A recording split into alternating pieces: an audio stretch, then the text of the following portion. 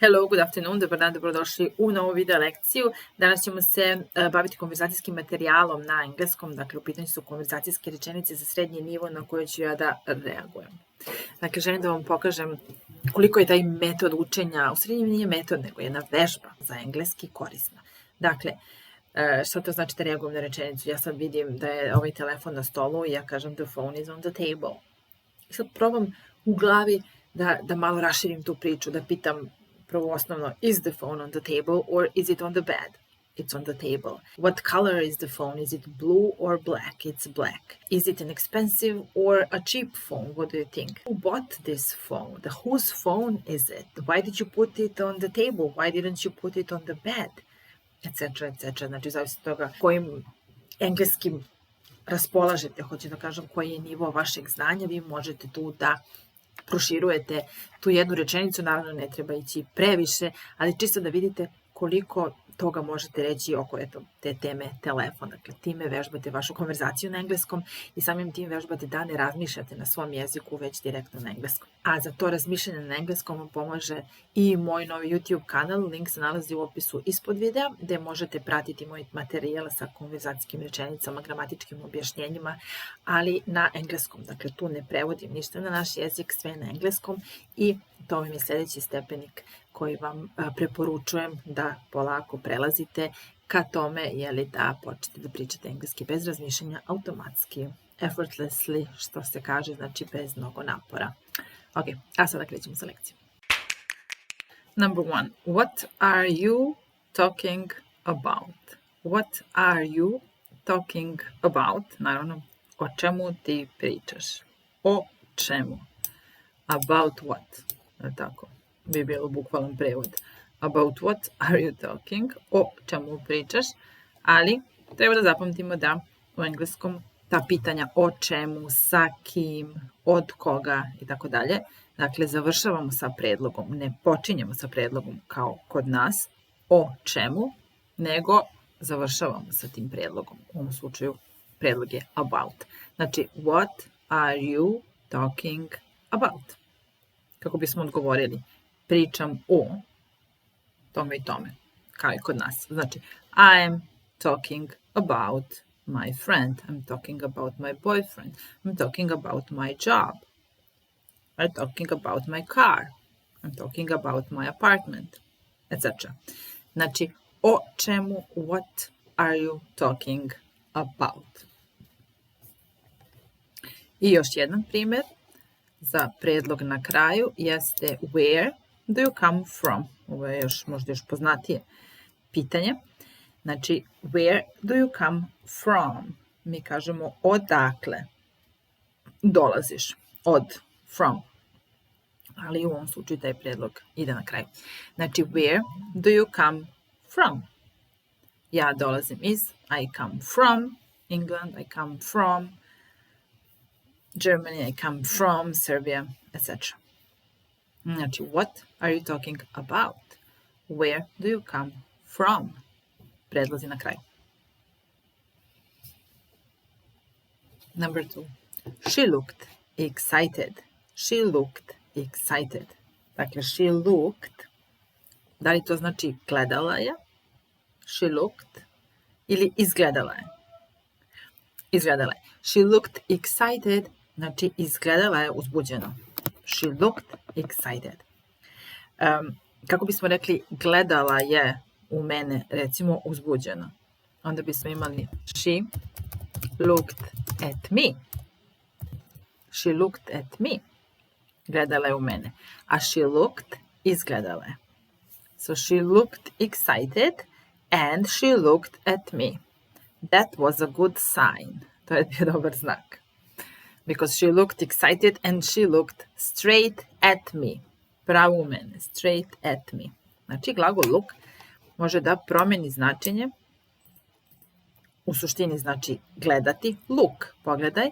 Ali sa tim šta ide iza, da li ima neki predlog ili u ovom slučaju neki pridev, on malo menja značenje. Znači, she look, pa neki pridev, znači izgleda. She look happy, she looks happy, she looks excited ili she looked u prošlom vremenu. Sad, she looked at me, at him, znači gledala je u She looked for me. Šta bi to značilo?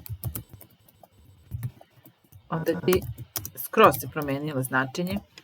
Znači, tražila me. She looked for me. Tražila je. She looked at me. Gledala je u mene. She looked after me.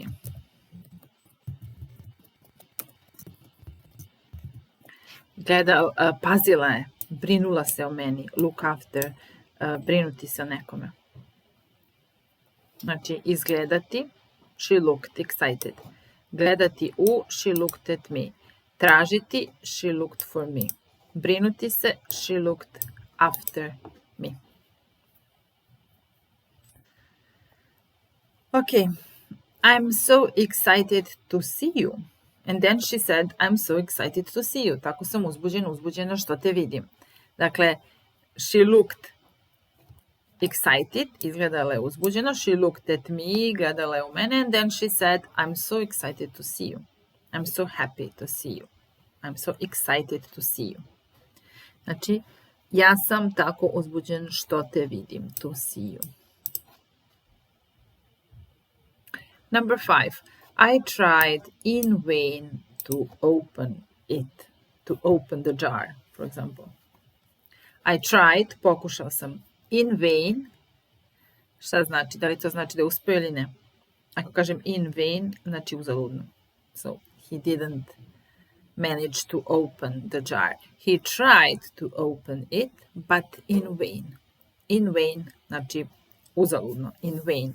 He tried in vain, I tried in vain to open the jar, but I couldn't open it. Ali nisam mogla da je otvorim. Znači, in vain znači uzalud. Mislim da imamo još jedan primjer. Da. Znači, all our efforts were unfortunately in vain. All our efforts, sav naš trud, sav naš napor je bio in vain, uzaludan. Sam dodala unfortunately, nažalost. So, did you manage to finish the project? No. All our efforts were in vain. We didn't manage to do anything. All our efforts were in vain. Effort znači neki napor. Effortless, samo kažemo hoću da pričam engleski effortless, znači hoću da ga pričam bez napora. Automatically and effortlessly, bez napora, effortless. Number 7, the news filled her with sorrow.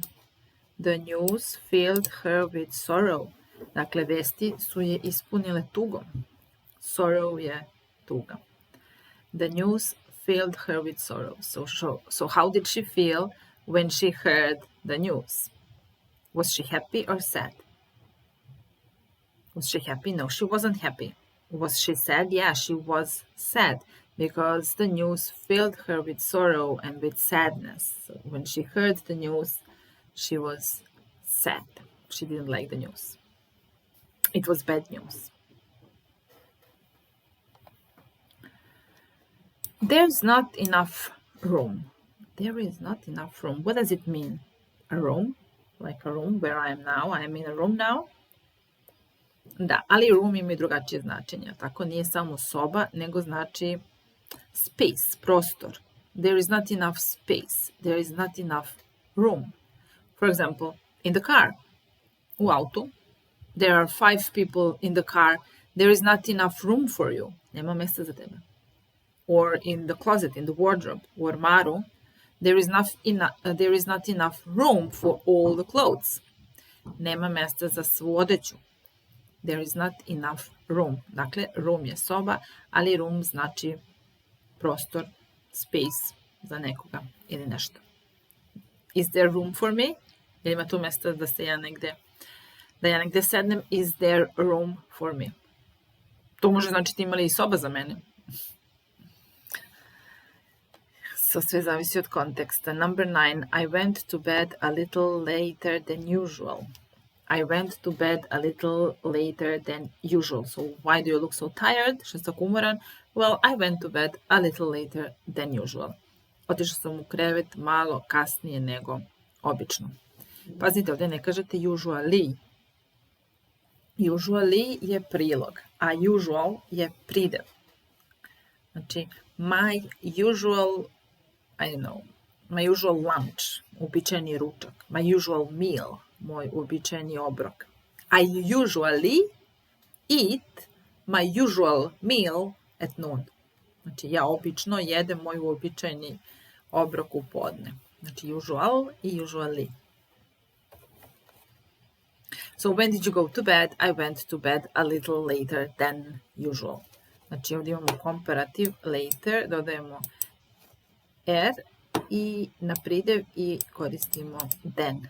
Later than, bigger than, smaller than, od u prevodu. Number 10. Is there anything I can do for you? Dakle, naučite ovo pitanje i postavljate ga svakome, zato što svakome nekad zafali pomoć, ali ljudi nekad neće da traže pomoć i vi kažete, čim primetite nešto, is there anything I can do for you?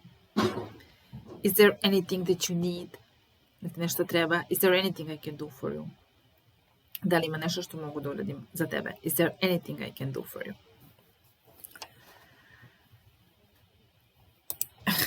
Sad, ako je novac u pitanju, onda, well, I'm saving up to buy a new car.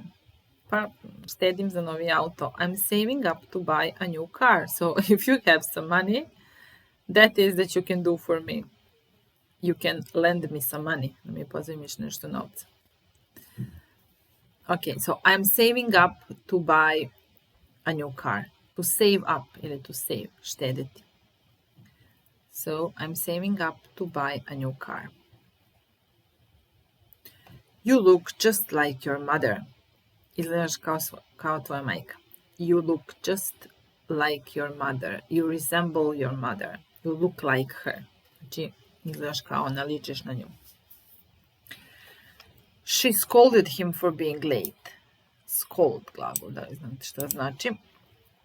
So she was angry because he was late and she told him that. So she criticized him for being late. She scolded him, gadila ga je, jer kasni. Znači, scolded somebody for doing something. Ovdje, for plus glagol sa ing nastavkom. So why did she scold him for? She scolded him for being late. Number 14. I just wanted to check my email. So, samo sam željela da proverim email. Nothing less, nothing more. I just wanted to check my email. We skipped his turn on purpose. We skipped his turn on purpose. Znači, on je bio na redu. It was his turn to do something, to say something, but we skipped his turn. Preskočili smo ga. On purpose. Namerno. Did you do that by accident? No. We didn't do that. We didn't do that accidentally. We didn't do that by accident. We did that on purpose. We wanted to skip. We wanted him to skip his turn. So we didn't want him to talk. We didn't want him to participate. So we skipped his turn on purpose. Please turn on the TV. Znači, gore imamo turn i sad imamo turn, s tim što su to dve različite reči. Znači, ovo gore turn je red. It's your turn, ti si na redu. A u ove 16-ici turn on the TV, turn je glagol, je li tako? I to zajedno s ovim prijedlogom on, znači upaliti. So, turn on the TV, uključi, upali televizor. Turn on the TV. Suprotno je turn off the TV. Number 17, cheer up, things will get better. Cheer up ili chin up, cheer up, razveseli se, raspoloži se, things will get better, bit će bolje, stvari će postati bolje, bukvalno. Things will get better, you will get better, so just cheer up. Number 18, I can't get used to this job. I can't get used to this job. To get used to something znači to get accustomed to something znači navići se na nešto. So, I can't get used to this job, to my new job. Znači, ne mogu da se naviknem na ovaj posao. No way. I can't get used to this job. It's too difficult for me. Or too complicated. Or too boring. Too tiring. I can't get used to it. Number 19, I don't know how to use it. Znači, pazite, u 18 imate ovo get used to, a u 19 imamo glagol use. To use something means koristiti. So, I don't know how to use this lamp. I don't know how to use this laptop. I don't know how to use this phone, this gadget. Znači, ne znam kako da koristim ovu device, spravu, napravu. I don't know how to use it. Number 20, I will take you to the station.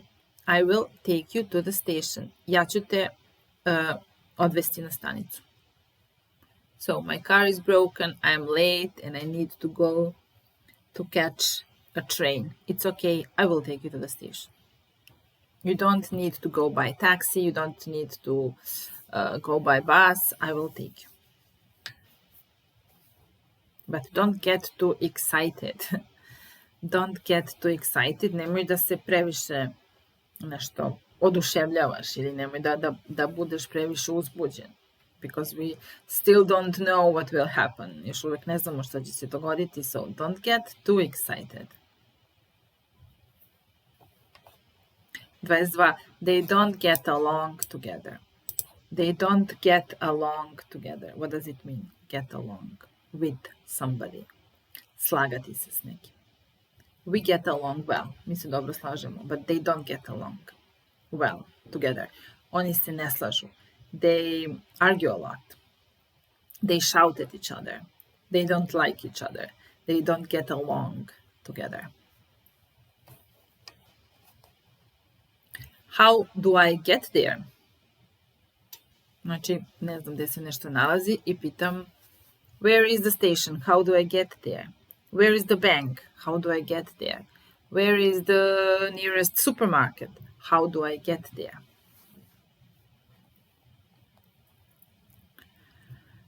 It's a very reasonable offer. It's a very reasonable offer. Dakle, reasonable znači bukvalno razuman. Kad se odnosi na offer ili na price, onda znači da nije skupo. It's not too expensive, for example. It's a reasonable price. It's not too expensive. It's a reasonable offer. It's a good offer. So I don't have anything against this offer and I will accept it gladly because it's a reasonable offer. I'm already very late. So hurry up, you will be late. Well, I'm already very late, so I don't need to hurry up. I will go there and see what will happen. I'm already very late. I will have to apologize for being late. 26. We all came late home. What time did you come home? Did you come early? No, we came late. We came late home. Was your mother angry? No, she was sleeping, so she didn't know what time we came home. 27. I thought doing this would be easy. Znači, mislila sam da će biti lako uraditi ovo. So obviously it's not that easy. I thought it would be easy. Znači, ja sam pomislila, it will be easy. It will be easy. I onda počinjem sa rečenicu sa prošlim vremenom I thought i onda umjesto will kažem would. Znači, slaganje vremena. It will be easy. Well, I thought this would be easy, but it's not. It's actually complicated. And I should have listened to what my mother said.